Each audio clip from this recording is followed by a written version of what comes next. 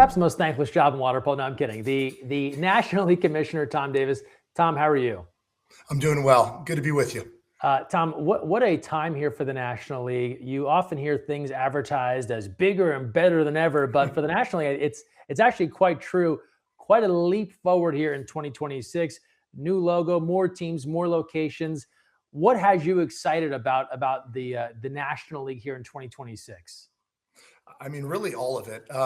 From obviously it's been around for a while. Last year was my first year being involved with it, which was great. There was a lot of growing pains, I think, for myself and for the league and for everybody involved with some of the new collegiate rules.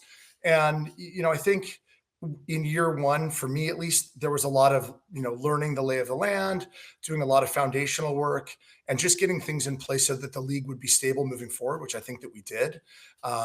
I think that everybody saw what it could be and the potential for growth. And I think that, I'm most excited, one, that a lot of the issues that we kind of put to bed last year, we don't have to deal with again. Everybody understands how this thing is going to work moving forward. Very, very excited about the NorCal expansion with the men's teams. I think that that's something that we wanted to do last year. It was a little bit ambitious in terms of both, our aspirations and, the ability for those teams to participate. So I think that now that we've had, a solid 12 months under our belt and we've spent time working with those teams, it's going to be really, really exciting for Northern California to have this division. Yeah, a lot of different pieces of expansion here. We start first, I guess, with what I would call the traditional National League, and then there's the 18U component. But talking first National League, there has been times in the past where it was in NorCal. There was a Vegas weekend many years ago, but it has been primarily Southern California. Recently, that's what it was last year. This year, we add a couple of weekends in Northern California. So 4 Southern California weekends, 2 Northern California weekends, and then that all leads into our National League Championship in early May. How did you go about structuring the different divisions for SoCal 2 and SoCal 1 and NorCal? And what was the response like when you opened up the opportunity for more teams to compete, including those in NorCal? Yeah, so the response was great. And we had been in conversations with those NorCal teams since the conclusion of last year's season. So we knew that they were all very interested. They had expressed interest in having their own division up there. In terms of structuring the NorCal division, it was really simple. There's a limited amount of teams up there, so we just put them all in the same division, and everybody will play everybody once over 2 weekends. In Southern California, what we did was we tried, we have a committee that works on this. We tried to split the teams evenly. So you'll take your teams that are, your more traditional powerhouse on the men's side, like LAAC and NIAC, and you'll split them. You'll split Trojan and Mission or UCLA, and then you just kind of work your way down the list. We have 2 pipeline teams. We'll split them. So it became pretty simple, given the parity kind of at each tier, to just look at it and split it pretty much evenly. With the way that the league runs in NorCal, everybody will just play through conference. There won't be any non-conference games because of the limited weekends that we had up there. In Southern California, everybody will play through their division or their conference in the first, two weekends. And then from there, we'll introduce non-conference games to get these teams some additional play dates. And then amongst all of those teams, what's the process to qualify for the National League Championship in early May? So anyone that participates in the league as a full member has the ability to come to championships. And we resolve that by typically with our schedule for championship weekend, we do a play-in day on Friday, similar to what they do in NCAA basketball, right? You have some teams that are on the bubble, they play in, and then you go to, I think this year we'll go to probably a traditional 16-team bracket moving forward from there. And then the other piece that has a lot of people talking, the 18U piece, as if you didn't need more work, right? No, but seriously, to be able to add that element of club play, a pilot program here in year one, this is another area there's been a lot of interest, and it sounds like if everything goes well this year, something that could grow moving forward. Yeah, this is something that, just was the idea of a bunch of coaches and administrators that we had been talking about, the idea of coming up with something that would, integrate vertically with the men's league. And could that be done? And we still don't know because it's a pilot. We're just going to try it. We're going to see if it works. But the idea is that these teams will play in and around the men's game. It'll be great for fan experience on both sides. We know that some of our most loyal fans are our youth and high school fans. And we know that getting those fans to these games, we're hopeful that they're going to stick around and also support the men's league in a meaningful way, and vice versa. Fans of the men's game will stick around and see some of these up and comers. It is something that we originally we're going to just do something regional, and it still is quasi regional because we have to pilot it. We have to see if this is something that is even feasible before we open it up and we come up with a true application process to be involved like we have on the men's side.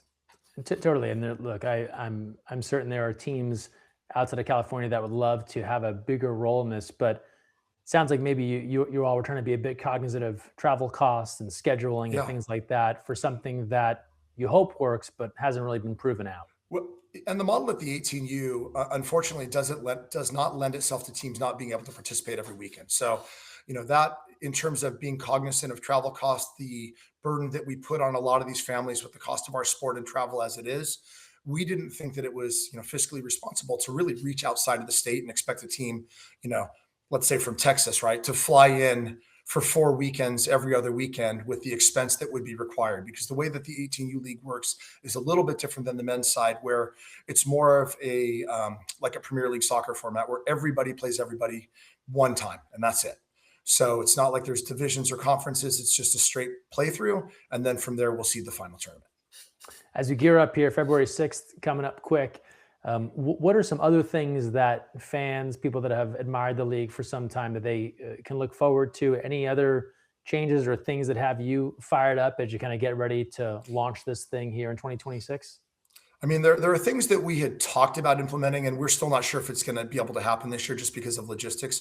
One of the things that we thought would be exciting, for the fans, is to be able to get some commentary from officials mid-game on some of the big calls.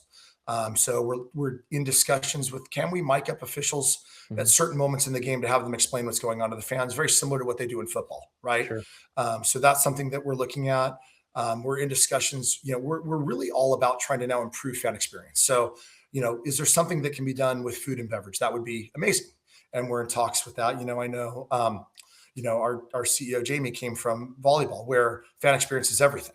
Mm-hmm. And, that's something that we would like to steal some of that for our fans and give them, a desire to show up to these games, not just because we're putting a great product in the pool, which we are, but because there's something going on around that product that's compelling, that will pull you away from the other things you could do on a weekend. One of the cool storylines from last year was watching Mission/UCLA run through the National League and then take that energy into the college season and win another NCAA championship. And while we do have non-college teams and non-college age athletes competing as well, from your perspective as the commissioner, how cool was it to see the National League kind of be that first step on a special journey for those guys? I think it was amazing, and I'm hopeful that they would say, in some way, some, small or maybe meaningful way, that the competition that they got in this league helped lead to the success they had this fall. I think that it's something that was not really available to these teams in the offseason prior. And, who knows? I mean, who knows who we'll see come out of it this year? But hopefully another storyline like that, where we have a team that demonstrates success in this league and then that carries over into the collegiate season.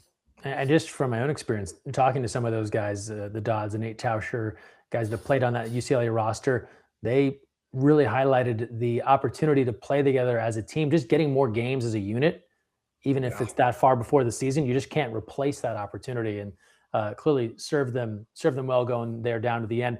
The other, I think, big buzzworthy piece of news from last year's National League was LAAC adding some of these legends, Filipovic, Avarga. Do you get a sense, is that inspiring more of the same this year? Do you have any early indication if teams will try and go out and maybe pick up some true stars and legends that people weren't expecting to be in the NL? Yeah, I mean, I think, the reality is that LA is always going to go look for some of those stars. That's just kind of been their brand. I think it's great for them. It's great for the league. Now, will it lead or can it lead to a championship? I'm not sure, because there's certainly a team component to this that, the teams, I think, that have the ability to train together more frequently will always have an advantage, just because of chemistry and understanding of play styles of the athletes in the water, right? Certainly, as a promoter of the league, I think it's very exciting when we can get some of those names over here. It makes for compelling storytelling. I'm hopeful that some of the other men's teams will go do that. I think that would be great. The more big names we can add, whether they're successful in their chase for a title or not, it brings people to watch the sport. It gives us something over here, a way to watch those stars in the European League that we don't typically get up close and personal. And just don't forget, right, the full schedule available now at USAWaterpolo.org. If you can't be at the venues to watch overnight with live streaming, 6 to 8 with live sports, one of Tom's jobs to also wrangle all these facilities, a lot of pools to host a lot of water polo. But SoCal Weekend 1 coming up here February 6, 7, 8.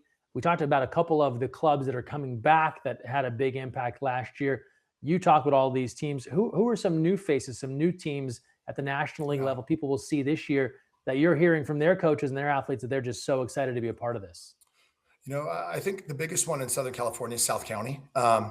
Christian Macias runs that club, and they wanted in pretty badly. In the off season, we were happy that we could make it work. I don't know the makeup of their roster because I haven't seen any of the rosters yet. We won't get that for another, probably about another week. But I hear from some of the people that know the rosters that his roster could be, pretty formidable, which will be great. I'm always excited to see, who Nyack is going to bring. That's always a fun one. And of course, LA, right? For me, I'm excited to see what some of the NorCal teams do. Because we just haven't seen that previously. So, I'm excited to catch some of the games in the NorCal division and see how they fit in, and the teams up there that are going to come down to the championships, can they disrupt the Southern California region? I think that there's definitely some contenders up there for the championship. That first weekend in Northern California, UOP in Stockton, they have such a passion for water polo and hosting. And so that you can be sure it'll be a great environment to kind of kick off the NorCal division. One thing we didn't cover, we talked about kind of the path for the National League to the championship. Where do the 18U teams fit in when it comes to a championship? That's a great question. So it's going to be the same path as the men. Anyone that is in the league will be able to come down and participate in the championship if they would like to. And it's going to be a very similar format, I believe. It's going to be a play-in on day one, and then we're going to go to a 16-team format after that. Maybe an obvious one, but just to clear up, the 18U and the National League, there'll be no crossover. Those teams will never play each other. No, there is no crossover. And in fact, you'll see a lot of the top youth players that would, normally play in an 18U division will be pulled up for different things. A lot of last year we saw a lot of the future incoming freshmen got pulled up with their college teams who were playing as clubs, right? That's one example. Or we have we have a youth and a USAB team playing. We anticipate that some of those 18U players are going to get pulled up to play on the pipeline team. So, I don't expect the 18U teams to look the same from week to week, or even within a weekend, depending on availability of those athletes. Although we know some of these 18U squads, I'm sure they're confident. They feel like they can hang with some of the National League guys. I'm sure they do. But we don't want to, one of the things is we don't want to discourage the opportunity for these players to be pulled up on the men's side if it's appropriate and if there are teams that want to pull them up. So, that's kind of been the theme for development at this level. And that's part of the piloting of this program, is to see can it be sustainable. Last thing for you, Tom, as you kind of finished the gauntlet last year and that championship ends there at Mount Sac, and you kind of reflect back on the season, what gave you the most pride about being involved with the National League last year? Yeah, I think where we left, as an organization, where we left our relationship with all of the teams and the athletes and the feeling that they came away with, for me, was bigger than any result or, any large crowd or anything like that. Was just that the participants, the coaches, the players, the administrators felt like we put a good product out and they felt like it benefited them. For me, at the end of the day, that's the biggest win. Excellent. Tom Davis, National League Commissioner. Thanks for all your work, and excited to see things get up and running here February 6th. Thank you, Greg. Appreciate you.